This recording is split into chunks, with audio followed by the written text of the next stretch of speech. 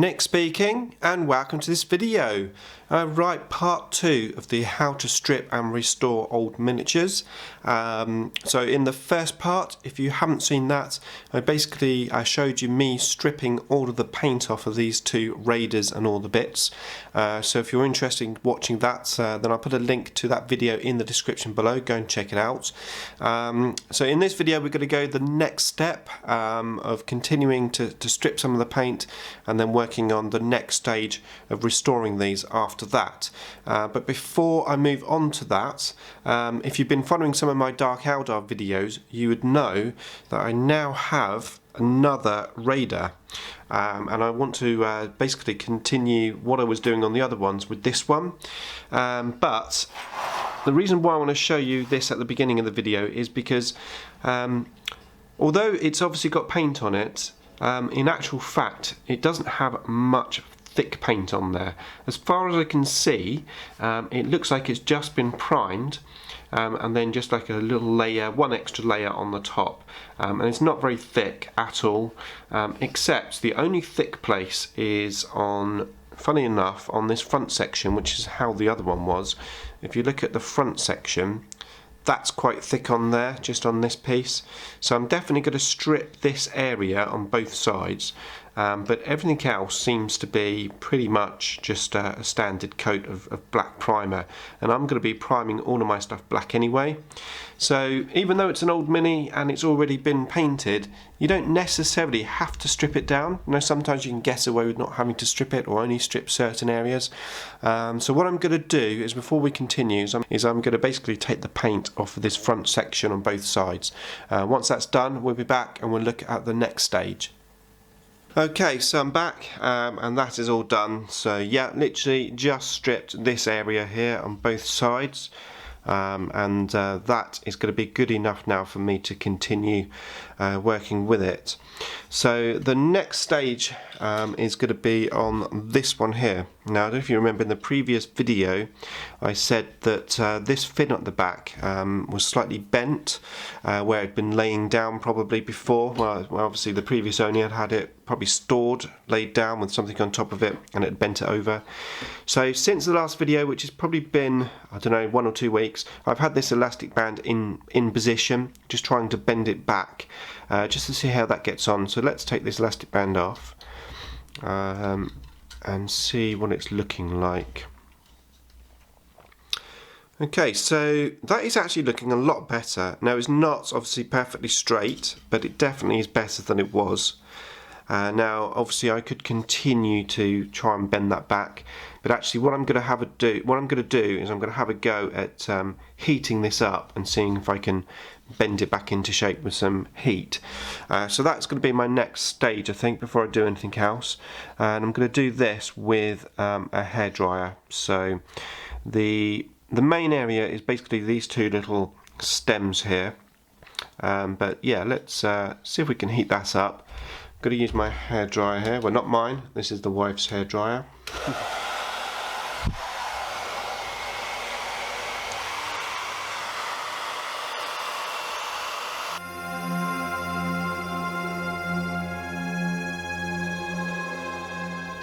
Okay, just having a quick look at it. It's okay. I need to heat it up a bit more though.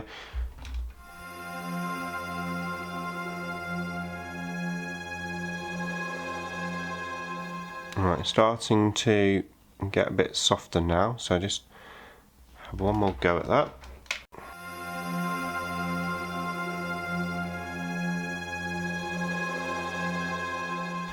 Okay, so that seems to be in good position now. What I'm going to do is put the hairdryer on in a cold position, and just cool it down.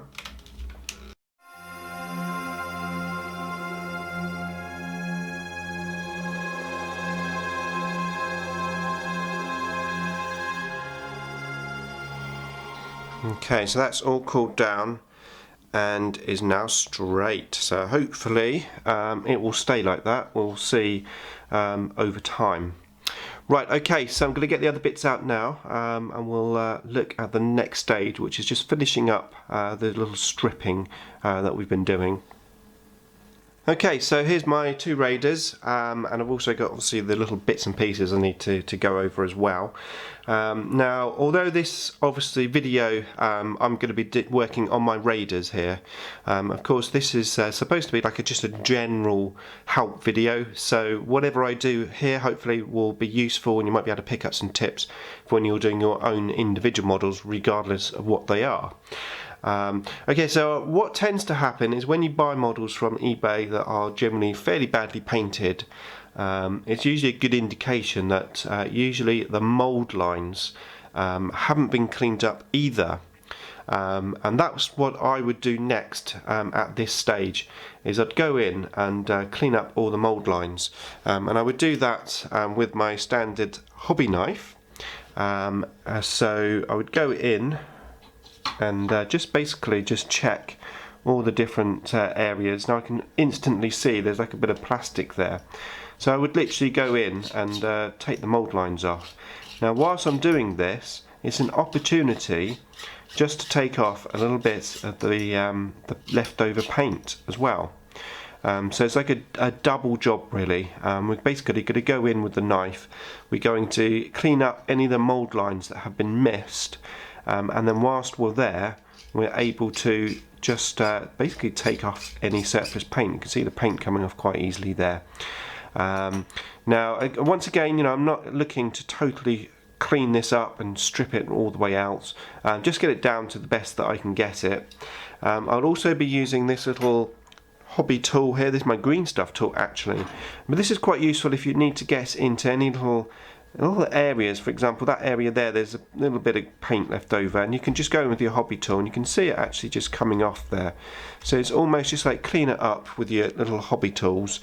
And then there's this like metal piece here that I've got, which you saw in the last video. It's got a bit of basically super glue left on there. So again, I'm just going to use my hobby tool just to remove that. So that's going to come off as well, off of there. So bit of obviously effort needed, but I'm gonna get that off using this tool and possibly even just scrape it off with the knife.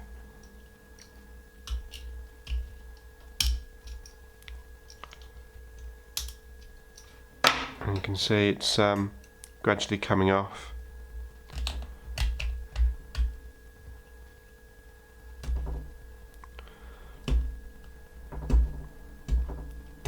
Quite a stubborn piece of super glue, admittedly.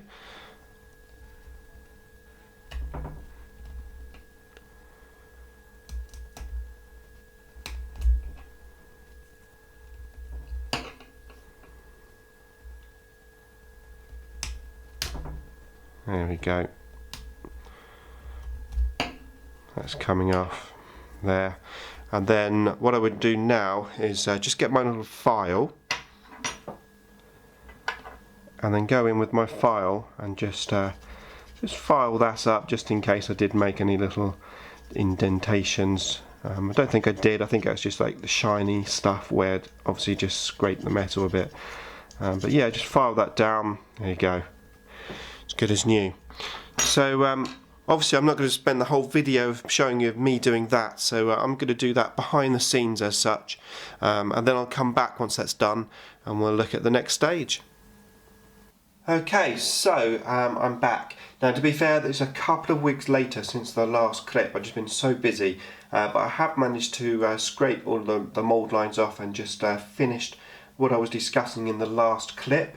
One thing to note is that this fin that we previously just heated up and bent back into position is still nice and straight. It hasn't bent back, so really happy with that. And yes, I went in with the knife and that other tool, and I've just removed any of the little bits of paint that I wasn't happy with. Not too much there. There was some major mould lines pretty much on all of the edges. They still had mould lines, so I had to go in and just scrape all the mould lines off. So I've done that on that one, did it on the other one, and of course I've done it on this one as well. This is the third Raider, which again had all the mould lines still on. I'm not quite sure why people leave mould lines on, but there you go. So I've removed all of the mould lines now on all of those, and really happy. So next we're going to have a look at repairing these. Now you'll probably notice that this one has the fins on the top, and the other two, although it have the fins, are actually just sort of broken off effectively. So I had a closer look at this one. Now it seems that this fin seems like it was in one whole piece. I could be mistaken, but it seems from this mould that it's whole one piece, and then it just slots into this. So I was thinking, well, how can I repair these? Because I think the thing that you need to do when you find something which is broken is try and work out why it's broken, you know, and try and prevent it from breaking again. So my initial thought was it's probably just a weak area, and I was thinking about pinning these, so drilling 2 holes out here, and then drilling some holes into here and actually pinning them into position. But when I took a closer look at these, and let's see if I can get this hopefully in the camera. This is a bit awkward, I'm trying a new camera angle as well.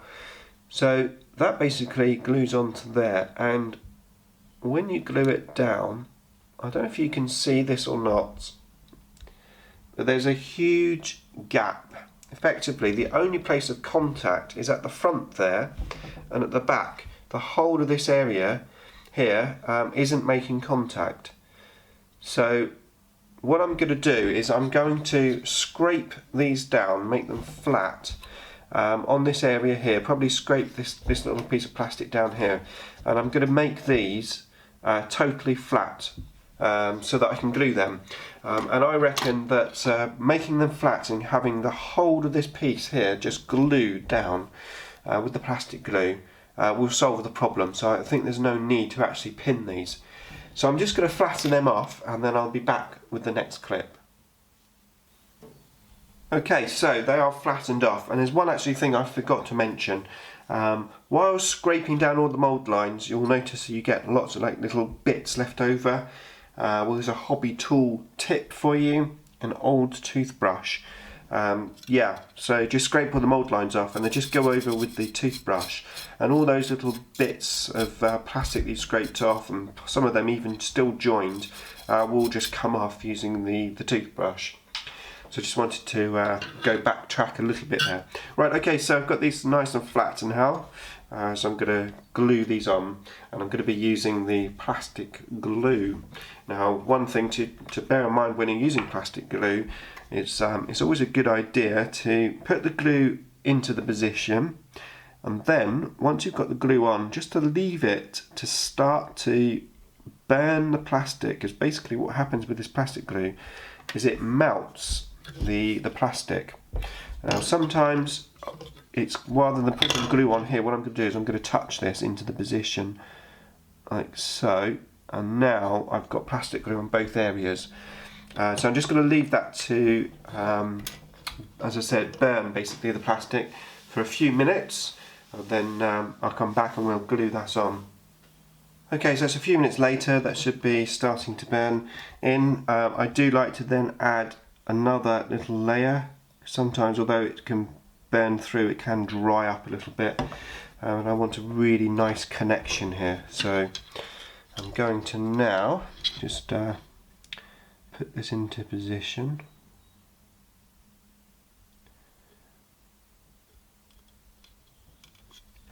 And just make sure I've got it exactly how I want it. Which I have that side, just check this side.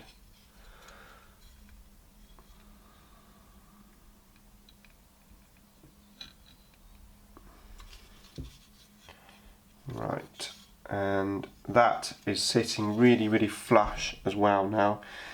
So that's going to make a very good contact. What I'm going to do before I glue the other one is I'm just going to stand this upright. Probably don't use the glue pot. There we go, pots of paint, there you go. So I can keep it upright and just keep an eye and make sure it doesn't bend over or anything. Just let that one dry, and I'm going to do the other one, and I'll speed up the camera while I'm doing it.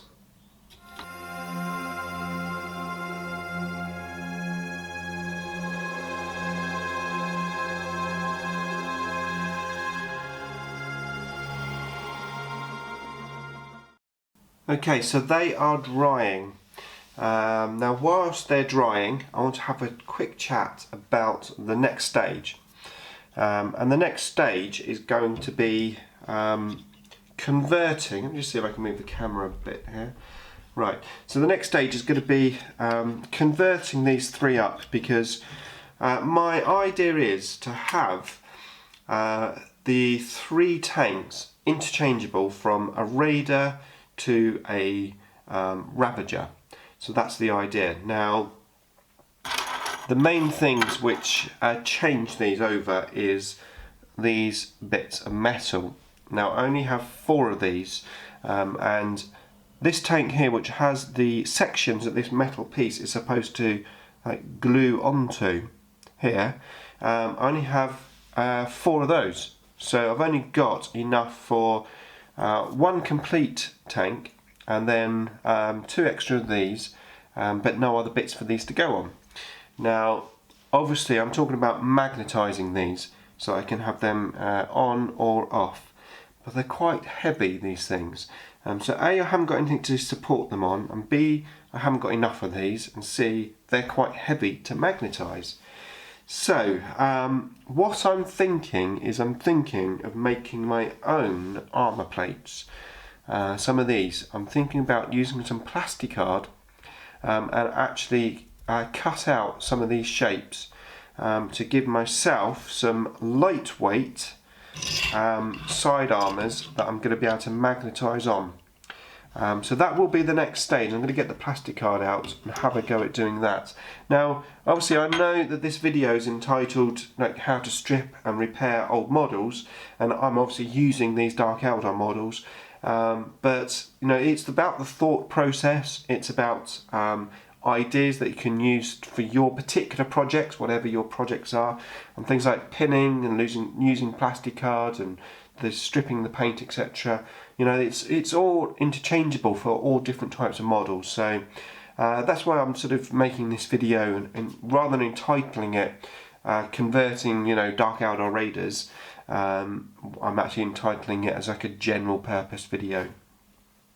So let's go back to that original one, and that should be dry enough to basically turn it over and glue on the other side. So that is what I'm going to do. I'm going to start off though by putting glue onto the edges.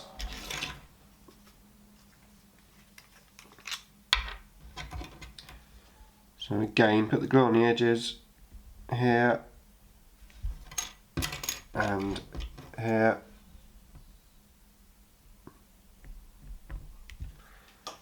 Then I'm going to just touch them onto here, just so that I've got some glue there, and then on this one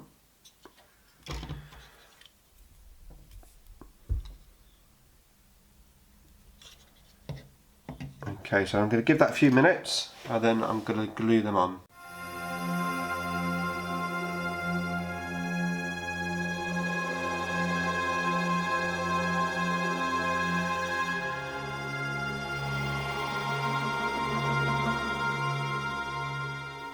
Okay, so I've glued both of those on. What I'm going to do now is I'm going to let them just dry a little bit, and then keep an eye on them just to make sure one of them doesn't fall off or fall over or just bent out of shape.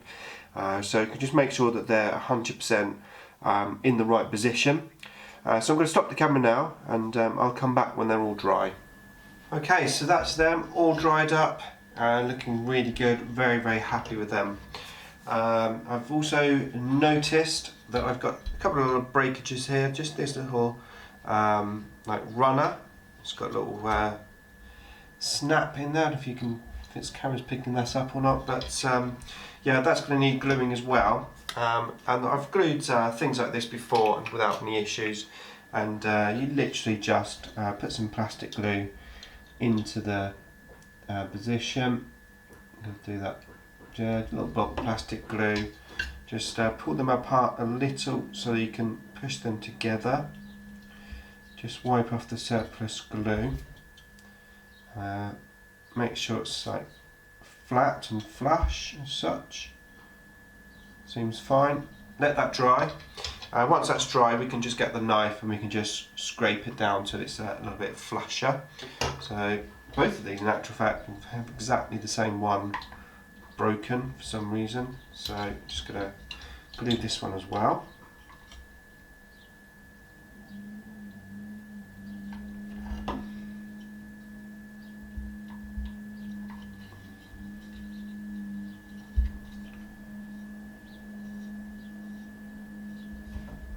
Okay, so let them dry and then I shall come back and just clean them up.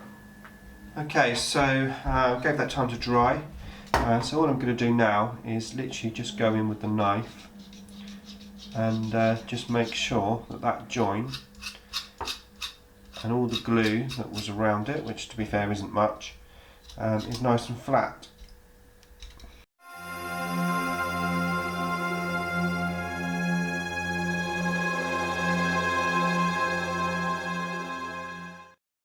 Okay, so that's done. I'm pretty happy with it. I mean, it's not perfect, but it's good enough. Once it's been primed and painted up, it's going to be fine. So that is that bit done. So now I want to go back to what I was talking about with these side sections. I'm going to get the platicard out and have a go, see what I can do with these. Right, okay, so this is the piece that I'm going to try and make out of platicard. Now I have my little platicard here, and have to be fair, I have just experimented. So I started off by laying this down on the platicard, finding a straight edge on that straight edge there. I then got my knife and I just scored around it, and then I got my scissors and I just cut out the shape, and this is the shape here that I cut out. I then cut out some smaller pieces to go along, and I shaped them just like that. Now it's not exactly the same, but it's near enough. Now just to make this little conversion a little bit easier, rather than using like 1, 2, 3, 4, 5 like pieces, I've decided just to use maybe 3 or 4 altogether, and I think it will give me enough detail, but without going absolutely ridiculous in the amount of work that I'm going to have to do. So this is how it's looking, like that. So it's looking pretty good compared to the original. So I'm quite happy with that. Of course I need to make 6 of these.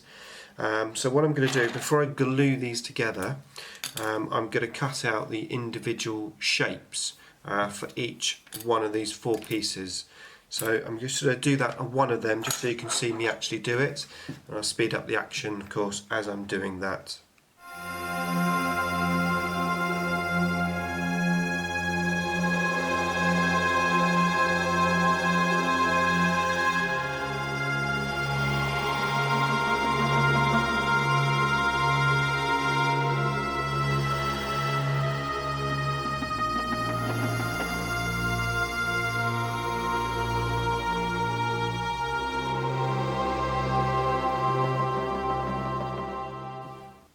There you go.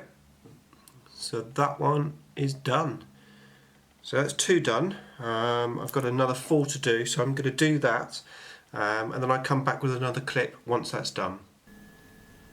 Right, okay, so that's that bit done. So yeah, I cut all the shapes out and I've now glued them together.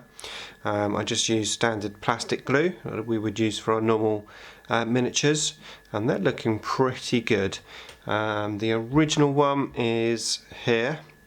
So yes, as I said previously, I haven't got as many panels, but I think there's enough panels there to give the general shape.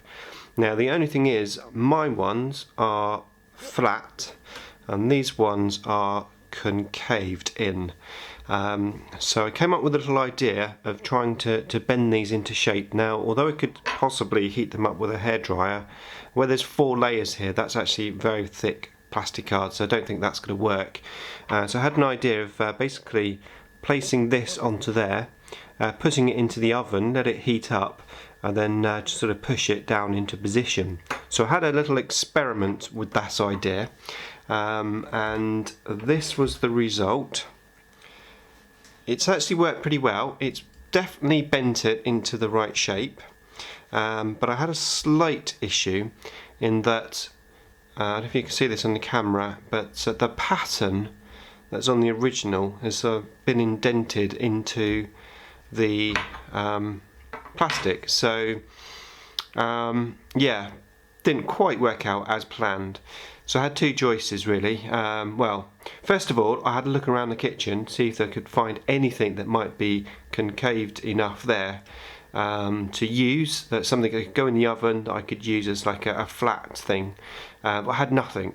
So the only options were to either have these straight or to go in and file this down flat. Now, yeah, I decided to file this down flat because I thought that these here would be a lot better if they were like curved. So that's what I've done. I've gone in and I've filed this one down, as you can see, totally flat. Now it took me probably about an hour, to be fair, of filing. It was a lot of filing, but hopefully it's going to be worth it. Now I did experiment again with that, another test piece, and this is the result. So again, it's got that nice curved facility, not facility, but nice curved finish, and the pattern isn't there. I mean, the only pattern that I've got is from the original pieces of plastic. So I'm thinking it's going to work out quite well.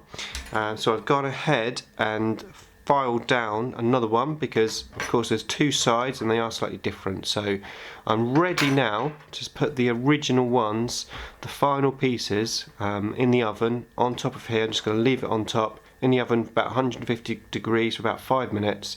Take it out of the oven, push it down with obviously a cloth into position.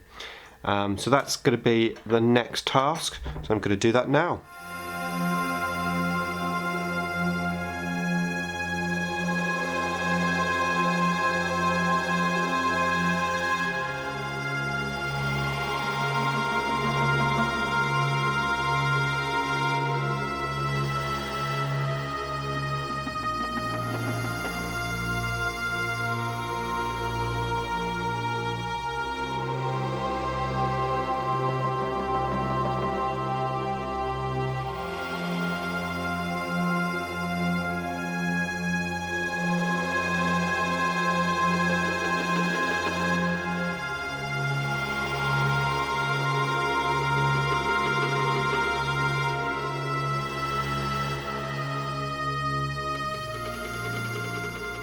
Right, there you go, that is done. Now it's fair to say they're not perfect. On the whole, it worked out pretty well and I am happy with them. So let's just have a closer look at one of these. Let's zoom in so I get it to focus. So there you go, that's one of them, and it's, if I can get it to focus on this little area, there you go, it's curved in there and there. And if I get one of the Raiders out so we can see how it looks on a Raider. So it's going to be something like that. Obviously I still have to work out how I'm going to magnetise them, which I'm going to do in another video. I think this video has gone on long enough, so I'm going to cut this video here. So yeah, it's going to be a part 3. Watch out for that part. In part 3 I'm going to work out how I'm going to magnetise these on. I've got some more work to do on here, which will be doing the bases and also the men that's on there with the different gun options. Going to magnetise them all on so that I can change them from Raiders to Ravagers. So definitely lots more to come, but really happy with the progress. I hope you've enjoyed the video. Thank you very much for watching as always, and I'll see you in the next one.